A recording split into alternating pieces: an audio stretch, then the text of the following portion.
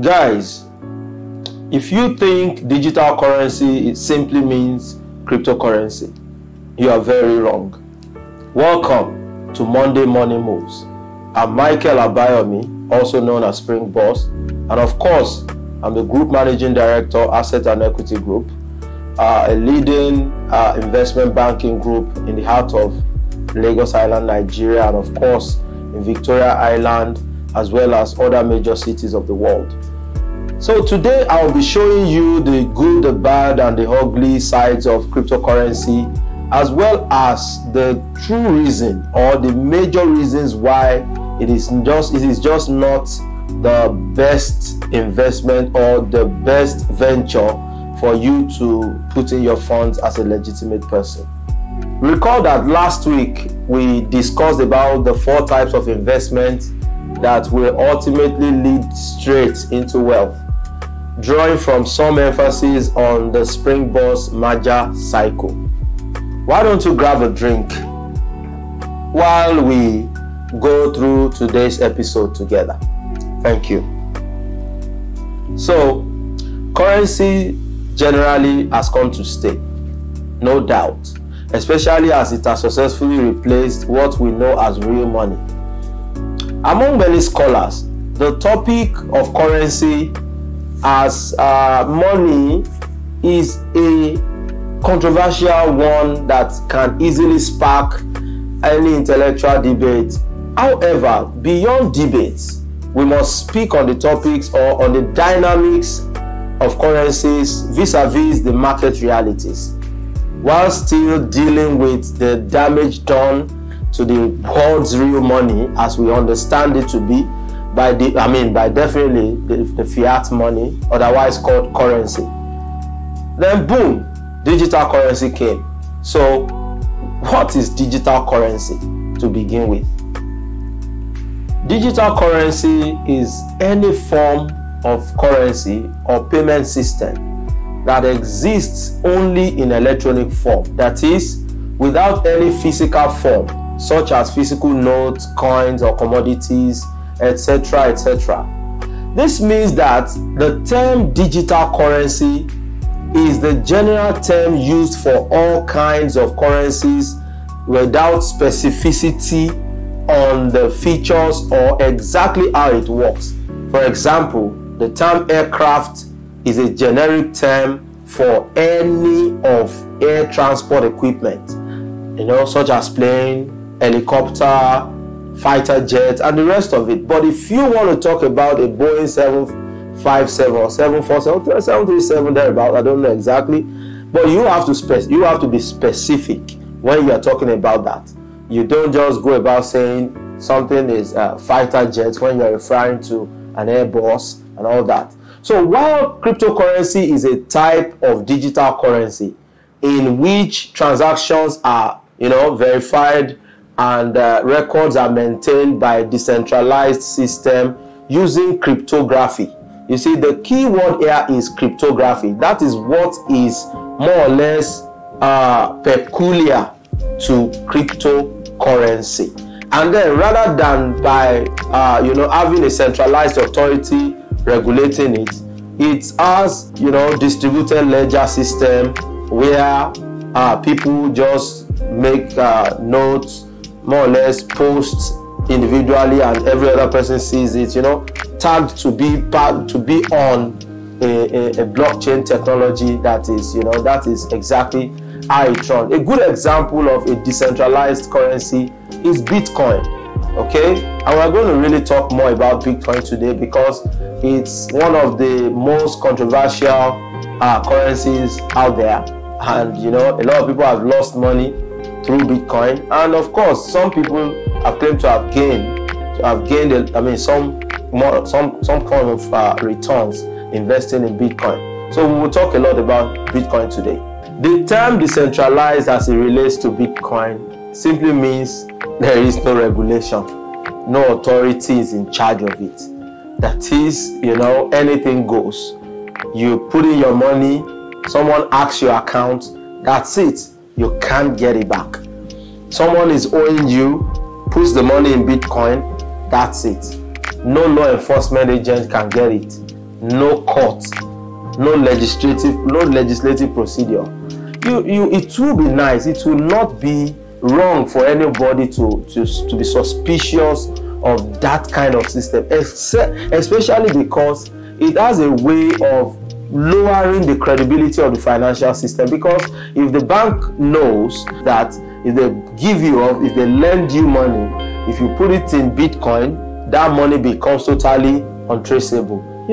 They be a bit skeptical giving loans, and that slows growth in the real sector. It has a lot of financial implications that we will not really go into today. We're just going to focus on exactly what Bitcoin does to you. If you have already put your money into cryptocurrency, say Bitcoin, okay, and you are a big fan of it, I wish you all the best, okay? But if you are just contemplating putting your funds in there, why don't you just stop and listen to this totally free financial advice from, a finance professional myself, right?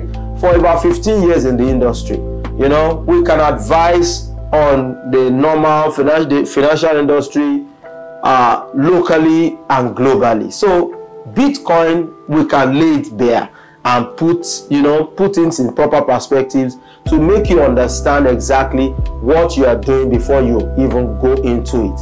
But first off, let's start by asking some honest and critical questions. Is cryptocurrency the very first type of digital currency in the world? No, capital N-O. Is cryptocurrency a new idea in the financial system of the world? Absolutely not. Capital N-O. Who owns Bitcoin? They say nobody owns Bitcoin. It's a distributed ledger system and all. It's powered by blockchain technology. Okay. Does Bitcoin require a software code to run or say to operate? Absolutely yes. It does. So who wrote the Bitcoin code? They said, it's some Satoshi Nakamoto, a guy, with more or less a pseudonymous kind of person.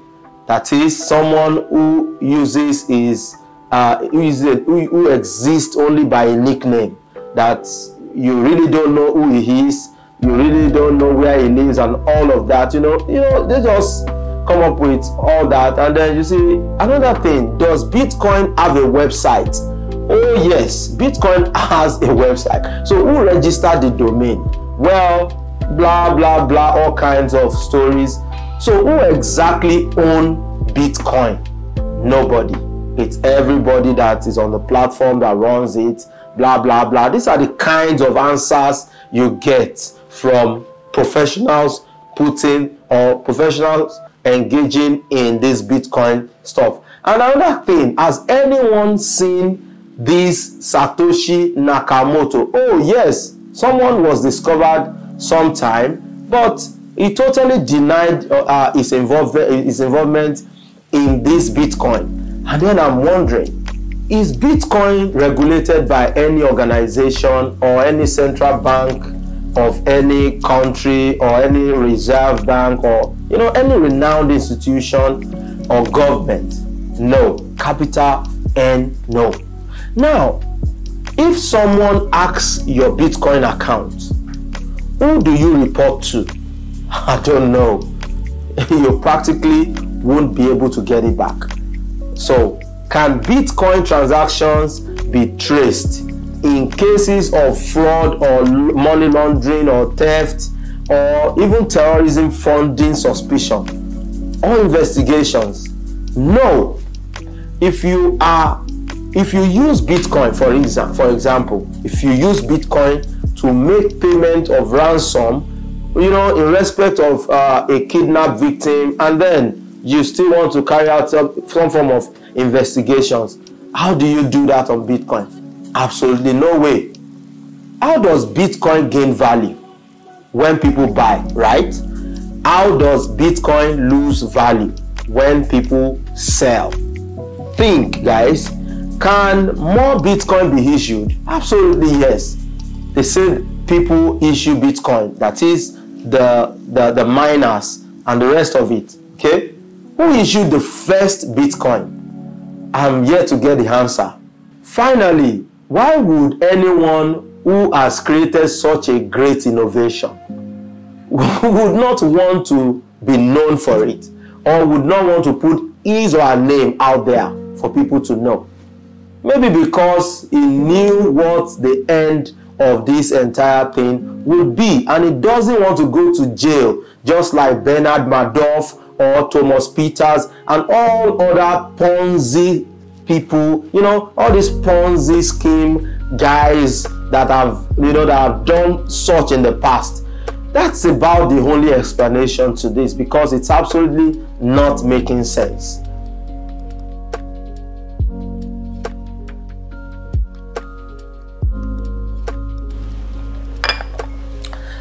Let me tell you a story. In the early 19th century, precisely 1821 to around 1837, a Scottish soldier by the name Gregory McGregor created a country. Yes, you heard me right. This guy created a country, named it. He gave it a name called Poyas or Poyais, kind of. He created a currency note for it, that is, printed money for that country. The country never existed anywhere. He just created the country out of his own imagination, printed money for it, created the federal government bond for that country, appointed people into positions remotely, and then he claimed he has vast land that is good for all kinds of things, and he started selling land to people. This happened real life, not fiction. Okay? This was a Scottish soldier at the time, and he sold to the people of France and the people of Britain. So how did that happen? It's just a matter of story. Someone could sit up somewhere, imagine a kind of story that he could give to people to make some money. And because people always like to, earn fact returns, unrealistic returns, they bought into it. It made so much money, a lot of people invested their life savings into this scheme, the Poyas scheme. And then you're like, how did it happen? Well, it got really terrible. The people who, if after investing, felt, okay, where exactly is this country? They want to really go there. You know what this guy did? He only pushed them on a boat and they sailed on. Less than half of the people that went on that journey returned. The rest of them, the remaining ones of them, died in the bush. And that was it. Guys, you know the funniest part of that story? The less than half of those people that returned alive still didn't believe that McGregor absolutely lied to them. They felt they couldn't just locate the place properly, or that the people he left in charge of the place had done something wrong, had not taken care of that place properly. So what am I saying? What's the moral of this story? It's not everybody you tell that Bitcoin is not a good business, or is not a good investment vehicle, that will listen. Okay? I'm just doing my bit. To further explain this, there have been similar digital currencies that have, surfaced in the past. They've come and they've made people lose tons and tons of money. One very popular one was DigiCash. It's a digital cash currency founded in 1989 in Amsterdam. But you know what? They filed for bankruptcy in 1998. What is bankruptcy? The easiest escape route for people who are owing people. That's all.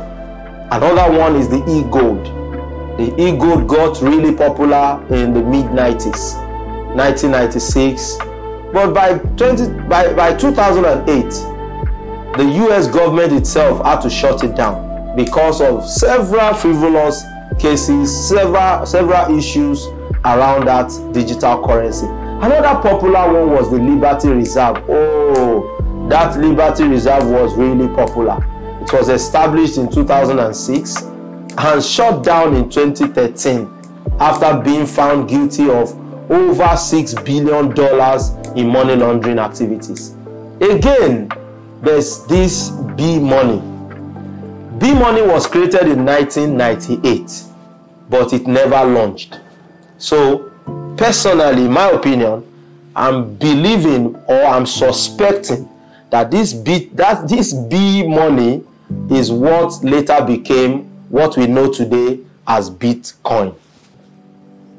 If you have been wondering where people got the idea of just coming up with their own money and getting people to subscribe to it as a medium of exchange, this is it. Between 1837 and 1866, in the United States of America, almost everyone could print or issue their own money as long as they could get people to accept it as a medium of exchange. And by 1860 precisely, the United States of America, this same United States of America, already had almost 8,000 all kinds of currencies, all kinds of money in the market circulating. Although the law was later abolished by the National Bank Act, but obviously people haven't forgotten. In all sincerity and professional honesty, products like Bitcoin, could have been beneficial to people if they have just been structured as payment service products only, not as a store of value.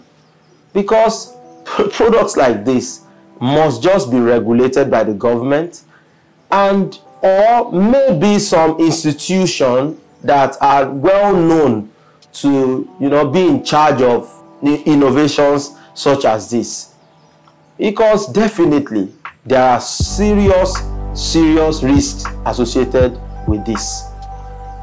I would like to re-emphasize that Bitcoin and other digital currencies must be regulated.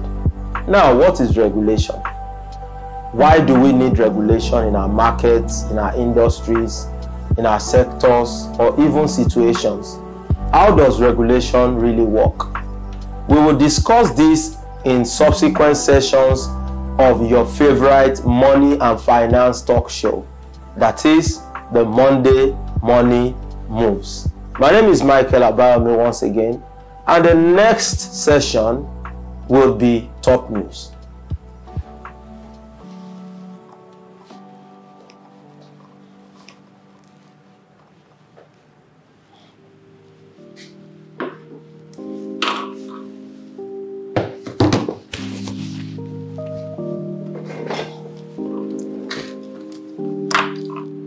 So guys, welcome to Top News section of the Monday Money Moves. Now, Nayib Bukele, president of El Salvador, last week announced the adoption of Bitcoin as a legal tender in the country. Making it the first country in the whole wide world to adopt the Bitcoin as a legal tender, just like their currency, just like any currency in their country. So basically, they even offer residency with just three Bitcoin.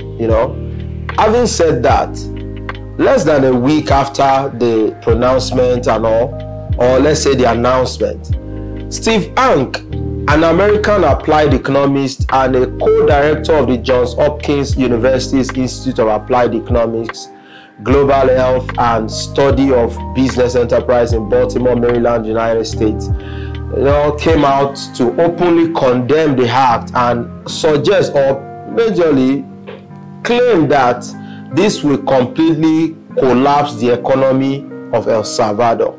So I looked at the incident, the Nayib Bukele, the president of El Salvador, putting his profile side by side, Steve Hank, you know, a renowned economist, we all know that knowledge is knowledge. You can't buy knowledge with money. You can't buy knowledge with position. You know, coming from one of the best hands, one of the best academic person you can find around, you will definitely know that that kind of decision may necessarily not be in favor of the country. It might just be the leaders just acting on their own funny interest and all of that. Well, I'm not pushing, I'm not pointing fingers at anyone, but I'm telling you, you guys, the El Salvador government must, think about it.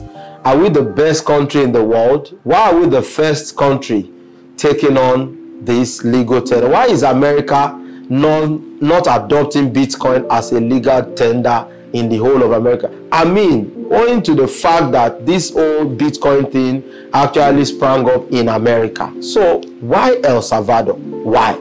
I really don't know why small countries like to take responsibility for things that, they really don't understand.